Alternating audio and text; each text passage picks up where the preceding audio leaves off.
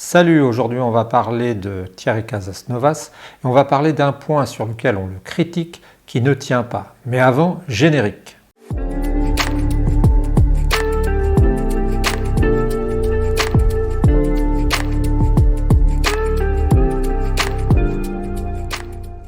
Salut, je m'appelle Jean-François et je suis le créateur de la chaîne Sentier du Bonheur. J'ai créé en effet cette chaîne pour permettre de vivre mieux, pour permettre d'avoir une vie pleine et entière, une vie épanouie. Et à ce titre, on est appelé à travailler sur, entre autres, le cas de Thierry Casasnovas, qui fait couler beaucoup d'encre et qui fait aussi travailler les juges en ce moment. Alors, on va essayer de voir ce qui se passe, on va essayer de résumer les épisodes et on va essayer d'y voir un peu plus clair et d'essayer de progresser. Parce que l'intérêt, finalement, c'est d'arriver à tirer le vrai du faux, à essayer de comprendre ce qui se passe sans dogmatisme, dirons-nous. Alors, je dois dire d'avance que suite aux interventions que j'ai faites sur YouTube concernant entre autres Miguel Barthéléry, eh bien j'ai eu des menaces de ne pas le défendre, de ne pas parler de Thierry Casasnovas, et des gens qui me disaient si tu défends Miguel Barthéléry, eh bien tu vas couler avec eux. Alors je voulais dire que j'ai jamais eu l'idée de défendre Miguel Barthéléry, qui a été accusé d'avoir, on va dire, pratiqué la médecine de manière illégale, hein, c'est-à-dire d'avoir donné des conseils à des gens sur le principe d'un naturopathe, mais en allant trop loin et en les rendant finalement dépendants de lui, etc. Donc je n'ai jamais défendu Miguel Barthéléry, je me suis borné simplement à dire qu'il fallait attendre le résultat de la justice et que pour l'instant il ne fallait pas non plus tirer dans tous les sens, il fallait vraiment connaître les cas et discerner. Et c'est un peu pareil pour Thierry Casasnovas. Parce qu'en fait, je me suis aperçu depuis qu'il a dit qu'il a abandonné YouTube, hein, puisqu'il a arrêté, il n'a pas arrêté sa chaîne, hein, mais il a arrêté d'intervenir sur YouTube, il a arrêté de tourner des vidéos de peur de perdre son autorisation. Et bien depuis ce temps-là, j'ai l'impression qu'on a assisté à une curée, qu'on a assisté vraiment à une sorte de... tout le monde en a profité pour tirer dessus. Alors, par rapport à ça, je voudrais dire que je ne suis pas payé par Thierry Casasnovas, je voudrais dire aussi que je ne suis pas rémunéré par qui que ce soit, que je ne travaille pas dans le domaine de la santé, que je ne suis ni médecin, que je ne suis pas naturopathe, et que à ce titre, je suis une personne lambda qui a créé une chaîne pour vivre mieux et qui se pose la question, puisque Thierry Casasnovas a eu 500 000 quand même personnes, followers, qu'il a fait des millions de vues, se pose la question du pour ou du contre. Et à ce titre, la dernière fois, j'avais fait une vidéo que tu pourras retrouver en description, qui parlait de la malhonnêteté des critiques concernant ce dont il avait parlé, qui était du fameux bras qui repousse. Alors moi, ce fameux bras qui repousse, j'ai fait une vidéo là-dessus, tu peux aller la voir, et tu verras que finalement les présentations qui sont faites pour dire que Thierry Casasnovas avait dit qu'un bras pouvait repousser sont exagérées, sont mensongères, parce qu'on a coupé les pauses et en plus on a accéléré la vitesse. Et c'est vrai que quand tu vois la vidéo avec les pauses coupées et la vitesse accélérée, eh bien tu as l'impression que Thierry Casasnovas dit carrément que le bras peut repousser. Or en fait je l'avais déjà vu à l'époque cette vidéo et je m'étais bien rendu compte, on s'était tous rendu compte que finalement il avait fait preuve de subtilité, de calme, de tranquillité, de discernement et il donnait après tout son avis mais d'une manière ponctuel. Et c'est un peu comme si tu voulais, si tu veux, un poème de Victor Hugo ou de Mallarmé ou de qui tu veux, tu le coupais en morceaux et puis tu le sortais à la mitraillette. Ta ta ta ta ta ta ta ta ta ta ta ta. Et tu vois, ça n'aurait rien à voir. Donc j'ai demandé aux gens pourquoi ils avaient coupé et les gens m'ont simplement répondu qu'ils voulaient éviter le robot YouTube. Alors je ne sais pas ce que c'est que le robot YouTube, tu vas peut-être pouvoir m'expliquer. Et comme seule explication des coupes, ils m'ont dit c'est le montage. Voilà. Donc déjà ce point du bras n'est pas recevable puisque Thierry Casasnovas n'a jamais dit en regardant les gens dans les yeux ça va repousser c'est sûr.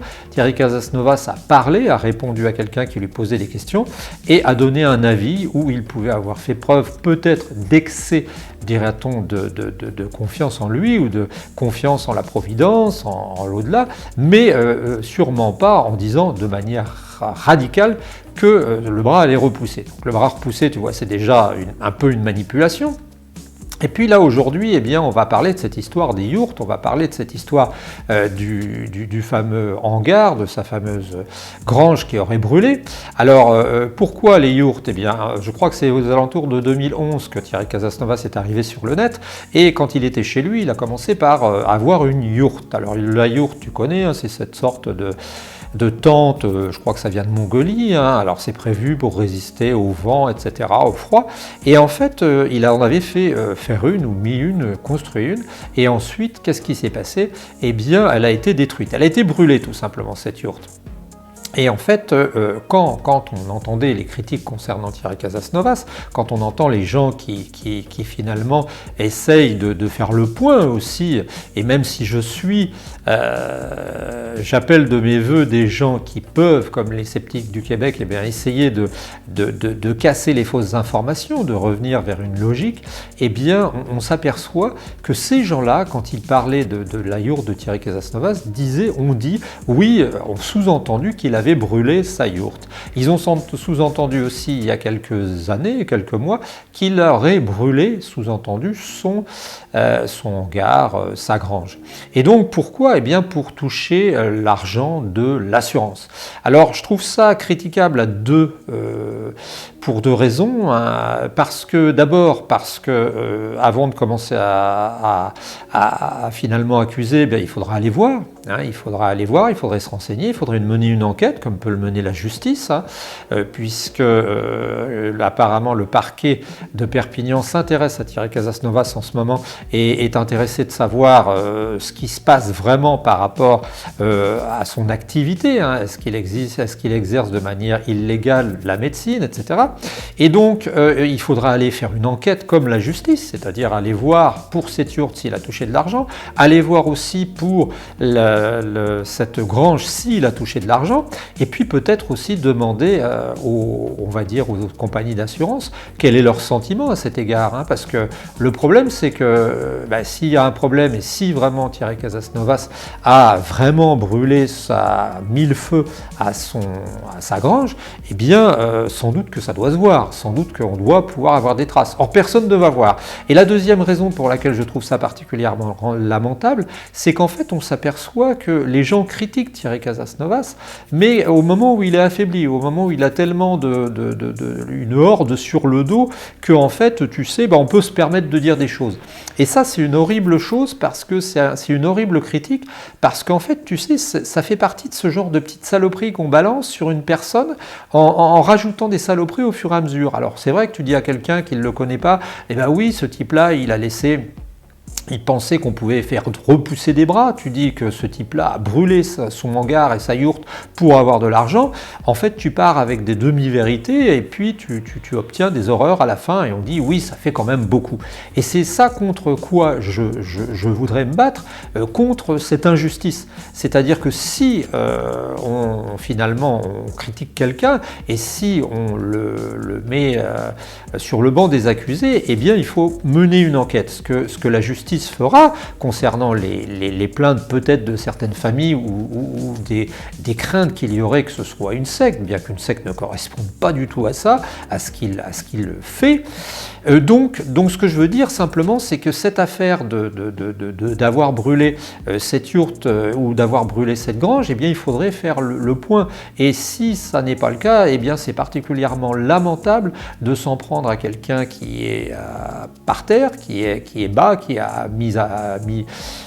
est mis KO par tout un ensemble de procédés qui parfois sont pas élégants du tout, puisque bien on s'adresse à un individu. Alors on va me dire, oui, mais Thierry Casasnovas c'est un personnage public, et en tant que personnage public, eh bien il doit assumer le fait de devoir répondre à des critiques. C'est vrai, mais alors comment t'expliques qu'on lui reproche dans un sens de mettre de l'argent de côté, hein, d'avoir un trésor de guerre, d'avoir avec l'argent des extracteurs, des stages, je ne sais quoi, d'avoir mis je ne sais combien de côté, ce qui est possible, mais dans ce cas-là, pourquoi est-ce qu'il aurait brûlé sa yourte ou pourquoi est-ce qu'il aurait brûlé sa grange pour obtenir l'argent des assurances? Parce que d'après mes calculs et un peu à la louche, s'il a vendu pendant des années des extracteurs de jus et puis du matériel, et puis fait de l'affiliation sur, par exemple, des herbes aromatiques qu'il vendait comme remède, ou qui lui les vendait pas, mais qu'une de sociétés les vendait, eh bien il a dû au moins avoir plusieurs centaines de milliers d'euros, voire des millions d'euros de côté. Et dans ce cas-là, pourquoi aller brûler sa yourte, ou pourquoi aller brûler sa grange? Comme on le voit, moi je vais continuer à intervenir concernant Thierry Casasnovas. J'ai montré très clairement par la logique que l'histoire du bras c'était une rigolade, que cette histoire d'assurance, eh bien il suffit d'aller se renseigner. Si les assurances, si tu connais des gens qui connaissent les assurances, si tu connais si tu as des infos sur ces événements, eh bien tu peux nous les donner. Mais aller critiquer un homme qui est à terre, parce qu'on sait très bien que quand on est poursuivi par une sorte d'ensemble, de meute, et que la curée sonne, eh bien je trouve pas que ce soit très élégant d'aller insinuer que cet homme a brûlé sa grange ou qu'il a brûlé sa yourte sans preuve, parce que ça s'appelle de la diffamation. Et ces gens-là sont d'autant plus lâches, d'après moi, qu'ils font de la diffamation parce qu'ils savent très bien que Thierry Casasnovas est dans une telle merde au niveau peut-être même financier, parce qu'il a une ou deux associations peut-être qui l'ont poursuivi, qu'il est tellement tendu, qu'il est tellement énervé qu'ils ne viendront jamais, lui ne viendra jamais porter plainte pour diffamation. Et je trouve ça lamentable. Je trouve que je suis d'une époque où finalement les gens, quand ils avaient quelque chose à régler, allaient dehors tous les deux et puis faisaient ça entre eux. Ça se passait d'une manière, on va dire, chevaleresque, ça se passait sous forme de duel, ça se passait à la loyale, et je trouve que ça n'est pas loyal que d'abattre quelqu'un qui est à terre. Voilà, c'était mon avis sur Thierry Casasnovas. Ne t'inquiète pas, je continuerai à intervenir. J'espère que vous allez pouvoir commenter dans un sens comme dans l'autre. Si je continue d'intervenir, c'est parce que j'ai reçu des menaces pour ne pas intervenir en faveur de Miguel Barthéléry, ce que je n'ai pas fait, mais j'ai été tellement impressionné à ce moment-là, puisqu'on m'a dit carrément, si tu les aides, tu vas couler, carrément. Je me suis dit qu'il fallait pas céder à la peur, qu'il fallait continuer à travailler, à analyser chaque facteur qu'on reproche à Thierry Casasnovas, et puis voir vraiment où on en est. Alors là, on a travaillé sur le bras qui est repoussé, et puis on a vu que c'était du n'importe quoi. On parle là des incendies, eh bien il faudrait voir, allons voir, renseignons-nous, essayez ceux qui êtes du coin d'aller démarcher les assurances pour leur demander ce qui s'est passé, quelle était son assurance, sur quelle base sur quoi s'est-elle basée pour rembourser, et pourquoi Thierry Casasnovas, avec son trésor de guerre, n'a-t-il pas vraiment les moyens larges de vivre, et pourquoi avait-il recours à un incendie? Il reste toutefois que concernant Thierry Casasnovas, il y a deux choses que j'aurais finalement comme question à lui poser précisément, ou deux bémols que j'aurais à apporter au moulin de ceux qui le critiquent. Le premier bémol, ce sera de dire, c'est le plus important, ce sera de dire tout simplement que, en fait, Thierry Casasnovas a dit à plusieurs reprises, alors qu'on peut me critiquer, on peut dire que ça n'est pas vrai, mais vous pourrez aller voir, il a dit à plusieurs reprises qu'en fait la maladie n'existe pas, pour ainsi dire, ce qu'on peut comprendre d'un point de vue philosophique, et en parlant du cancer, il a sous-entendu, alors peut-être que je me trompe, mais je l'ai entendu plusieurs fois dans des vidéos, que en fait la notion de métastase n'était pas très pertinente, parce qu'en fait il s'agissait plutôt de terrains qui étaient déséquilibrés dans différents endroits du corps, et que à ce titre, eh bien, on avait des cancers qui sont dans différents endroits du corps.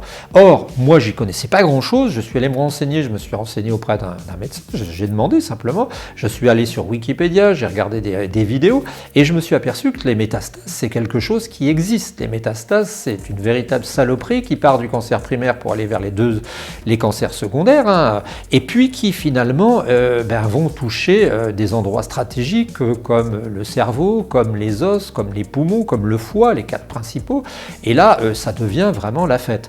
Et donc ce que je veux dire, c'est que étant vraiment novice dans le domaine du cancer, eh bien, je me demande pourquoi Thierry Casasnovas a soutenu finalement quelque part l'idée que pouvait pas y avoir de diffusion par métastase. Je ne comprends pas ça à ce niveau-là.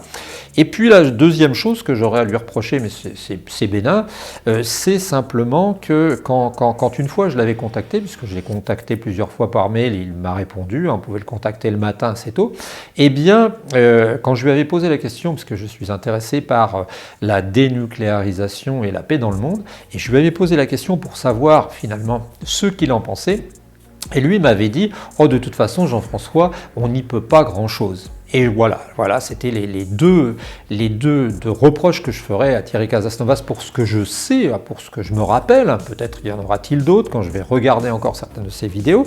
Ces deux reproches, le reproche finalement d'avoir nié la notion de métastase qui existe vraiment, qui est une notion en médecine, et puis aussi ce fait de ne pas vouloir agir autrement que dans son jus de carotte. Alors peut-être était-il complètement, on va dire, obnubilé par ses jus de carotte, peut-être était-il obnubilé par ses régimes alimentaires, je ne sais pas, mais j'ai trouvé ça curieux. Vous retrouverez d'ailleurs la même stratégie presque avec Pierre Rabhi, qui quand on lui demande « mais oui, mais la guerre nucléaire pourrait exister, etc. » et il vous répond d'un air fataliste un peu « ben oui, mais dans une société malade, on n'en est pas surpris ». Voilà, c'était une réflexion sur Thierry Casasnovas. Je continuerai d'intervenir parce que je n'ai rien à perdre, parce que je n'exerce pas je n'exerce pas la médecine parce que je suis un Français normal, un individu qui veut vivre mieux et qui essaie de démêler le vrai du faux. Et on voit bien qu'avec le bras et avec cette histoire de yourte qui brûle, eh bien on va un peu trop loin. Et qu'on a utilisé l'effet horrible qui est l'effet, finalement, l'effet accumulation, qui consiste à accumuler des demi-preuves ou des demi-accusations pour faire une sorte de gros nuage, une sorte de gros nuage noir qui fait que la personne ne peut plus s'en sortir. Alors, ceux qui possèdent des informations sur le futur procès de Thierry Casasnovas, quand ça va se passer, qu'est-ce qui se passe, où on en est, eh bien n'hésitez pas à nous contacter. Vous pouvez le faire dans un sens comme dans l'autre, vous pouvez le faire en étant partisan de Thierry Casasnovas ou en étant finalement contre lui, et puis on verra, on essaiera de regrouper nos informations pour voir où on en est. Je vous souhaite